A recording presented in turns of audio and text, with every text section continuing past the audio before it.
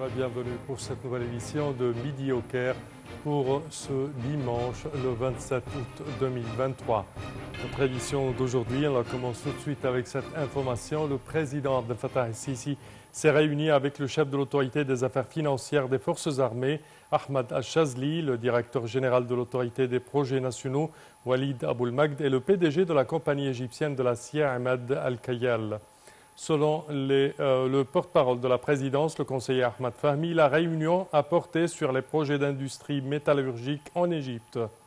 À cet égard, le président el-Sisi a donné ses directives afin de poursuivre les efforts visant à créer un environnement favorable au secteur des industries lourdes nationales, en particulier l'industrie sidérurgique, en tenant compte de son rôle vital dans le processus du développement en cours dans tous les secteurs de la République.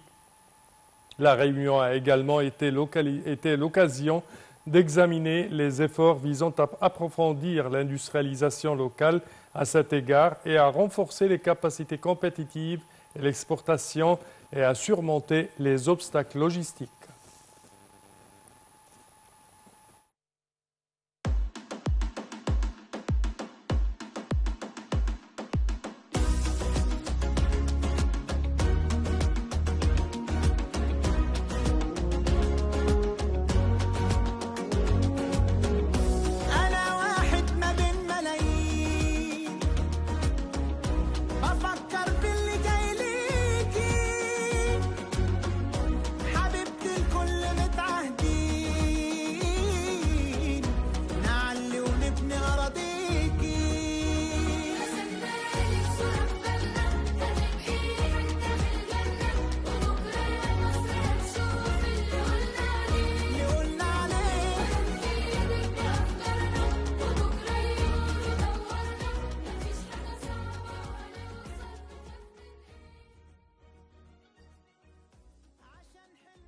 L'adhésion de l'Égypte au bloc des BRICS renforcerait les opportunités d'investissement et d'exportation et les flux de devises étrangères.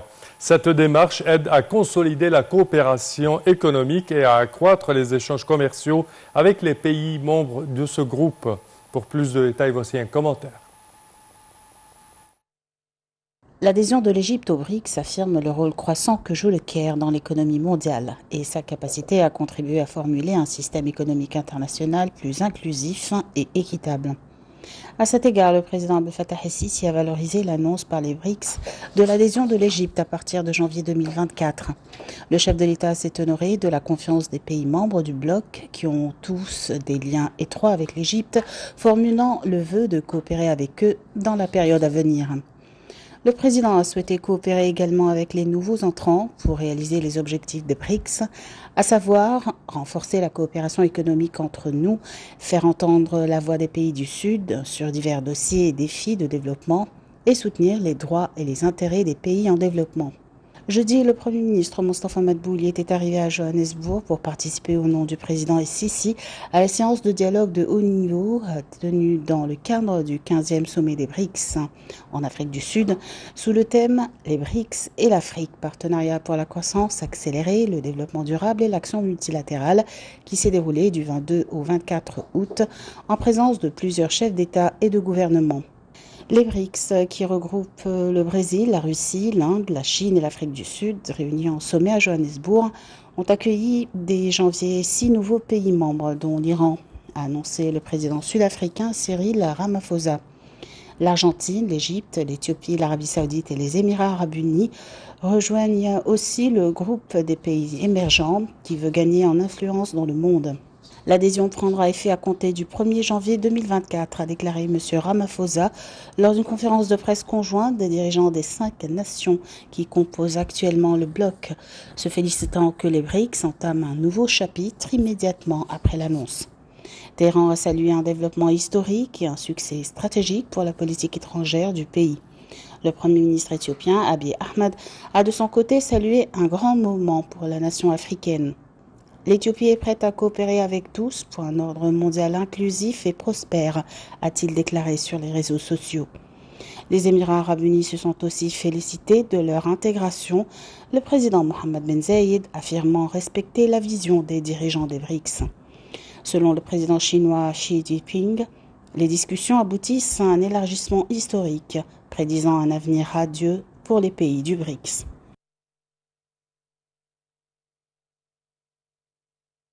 Et à présent, pour plus d'explications sur ce sujet, mesdames et messieurs, nous avons le plaisir d'accueillir au bout du fil Dr Raouf Ghaffar, qui est analyste politique et expert en économie. Bonjour, Dr Raouf. Bonjour, Yassam. Dr Raouf, plusieurs voix parlent que l'Égypte a entré ou est entrée quand même dans ce bloc des BRICS pour aider et en même temps être aidée. Alors, selon vous, quels sont les bénéfices que va avoir l'Égypte à partir de ce bloc? Premièrement, l'Égypte a des relations économiques très grandes et très importantes avec la plupart des pays du BRICS. Avec l'Inde, avec la Chine, avec la Russie. Et le taux d'échange économique est assez vraiment grand. Donc, simplement, pour joindre ce groupe, ça veut dire que les relations vont augmenter et d'un côté certainement, et ça va rendre un grand bénéfice pour l'Égypte. Ça, c'est pour commencer. D'autre part, ça va augmenter nos exportations envers ces pays. Mais à mon opinion, l'essentiel, c'est que nous allons traiter avec ces pays avec notre propre monnaie. Oui. Donc, il n'y a pas besoin d'aller à partir du dollar pour faire toutes les transactions. Nous allons faire ça à partir de la monnaie de chaque pays. Et ceci, un tout petit peu, je dirais, va diminuer la demande sur le dollar. Absolument, absolument. Mais nous parlons d'un pourcentage redoutable, c'est-à-dire l'échange économique avec les pays du BRICS. Aujourd'hui, représente déjà un pourcentage important pour l'Égypte. Donc, simplement pour diminuer la demande au dollar par 1%, c'est mieux. Quand on parle d'un 20 ou 30%, c'est encore beaucoup magnifique. Mieux. Donc ça, c'est encore une raison pour laquelle l'Égypte va joindre ce groupe. En troisième lieu, on peut bénéficier de l'expérience, du savoir-faire des pays comme la Chine, comme la Russie, comme l'Inde, qui ont une technologie assez avancée dans beaucoup de domaines dans lesquels l'Égypte a besoin. Et d'ailleurs, nous avons vu lors de la présence de notre Premier ministre au sommet, il a fait des visites à des différentes industries, etc., pour essayer de s'imaginer comment on peut coopérer et comment on peut bénéficier de notre relation avec eux. Moi, je vois que c'est un pas très, très, très positif et qui aura, disons, un impact excellent sur le bien de l'économie égyptienne. Parfait, Dr Raouf Ghaffar Ntouran, vous remercie de vos explications. Merci à vous. Je répète que vous êtes expert en économie et analyse politique. Chers téléspectateurs, nous passons à notre information suivante. Le ministre du Développement local, Hicham Amna, a déclaré que le programme du développement local en Haute-Égypte est placé en tête des intérêts de la direction politique. Pour plus de détails, voici un commentaire. En Haute-Égypte est placé en tête des intérêts de la direction politique, a fait savoir le ministre du Développement local, Hicham Amna. Le Premier ministre, en tant que président du comité de gestion des affaires du programme et tous les ministères partenaires, lui accordent également une attention considérable, a déclaré le ministre Amna au cours d'une réunion avec les gouverneurs de Sohag et Hénin. Le programme de développement en Haute-Égypte a contribué au cours des 5 dernières années à booster les services prestés aux citoyens dans les 2 gouvernorats, dans nombre de domaines, a-t-il ajouté.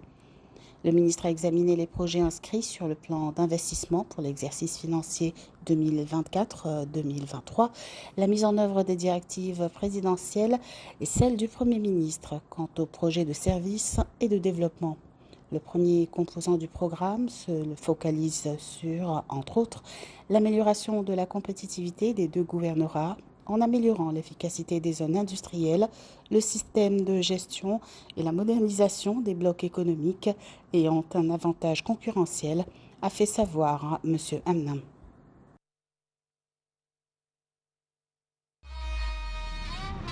دول شباب أهل الصعيد دول زينة بلادنا الإرادة من حديد اتباهوا بولادنا هم دول آملنا جيلنا قد المسؤولية ناس بتبني وناس بترسم الخطوة اللي جاية. كل التحية والتقدير لأهالينا بصفة خاصة في الصعيد. احنا أسرة واحدة، كلنا واحد، محدش يقول انت وانا، احنا.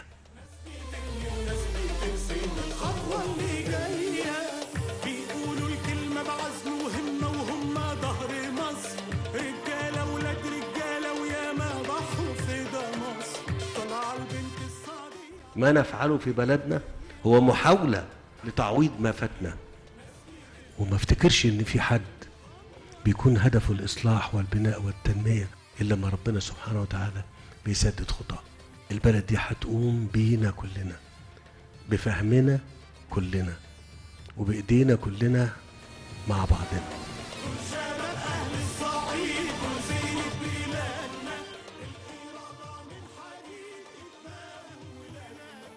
Et le parti Al-Mu'tamar, ou le congrès, présidé par M. Omar Al-Mukhtar Smeda, a annoncé dans un communiqué son soutien à la nomination du président Abdel Fattah el-Sisi pour un nouveau mandat. Le parti Al-Misriyin Al-Ahrar, ou les Égyptiens libres, a lui également affirmé son soutien au chef de l'État, son candidat à la prochaine présidentielle.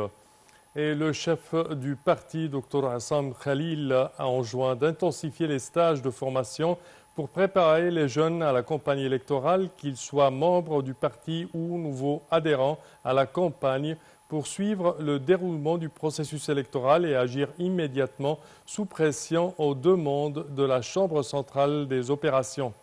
Le chef du parti a également affecté à l'unité de recherche et au centre des études de réfuter toute allégation visant à mettre en cause le candidat du parti présidentiel et à désagréger le peuple égyptien.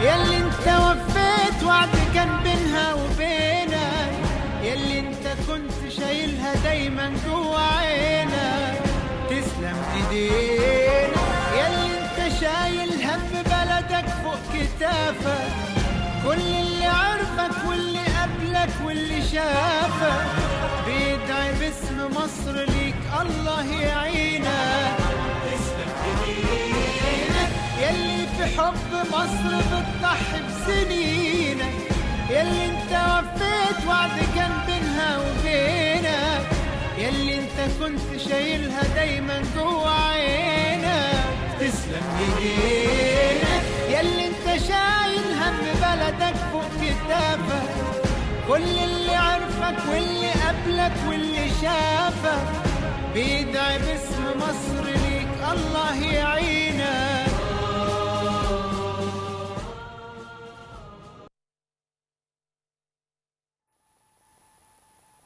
Et à l'occasion du 80e anniversaire de l'établissement des relations diplomatiques entre l'Égypte et la Russie, le ministre des Affaires étrangères Sameh Shoukry et son homologue russe Sergueï Lavrov ont tenu à échanger des lettres de félicitations qui ont confirmé la profondeur et la spécificité des relations égypto-russes et la détermination des deux parties à travailler conjointement afin de renforcer les cadres de coopération existants dans divers domaines. Pour exprimer le caractère privé de cette occasion, le bâtiment du ministère des Affaires étrangères à Maspero a été illuminé avec le slogan « L'Égypte 80 Russie », ainsi que l'éclairage de la tour de la radio et de la télévision de la capitale, Moscou, qui est l'une des plus hautes tours d'Europe.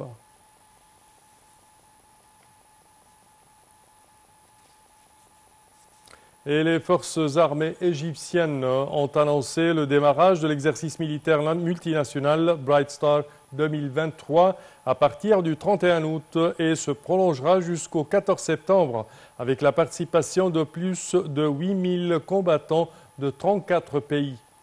Le ministère de la Défense et de la Production militaire a souligné l'importance de cet exercice conjoint qui vise à renforcer la coopération au niveau militaire et sécuritaire et à construire de très hautes potentialités pour faire face aux menaces et aux risques communs.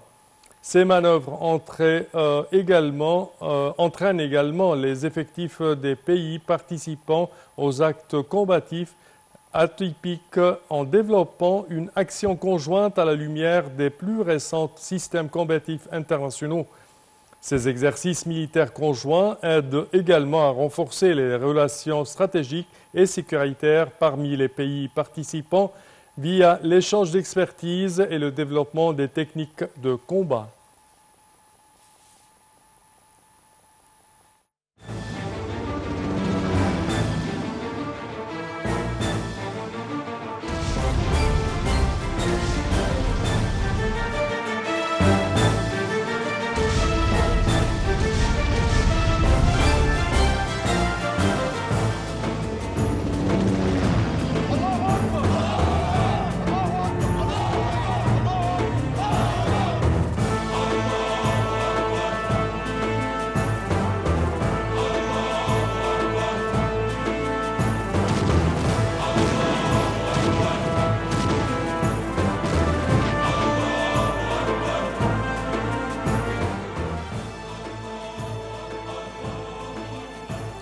Et c'est ainsi, chers téléspectateurs, que prend fin notre édition d'aujourd'hui de Midi au Caire. Je vous remercie de votre attention et je vous donne demain rendez-vous avec une nouvelle édition. Au revoir.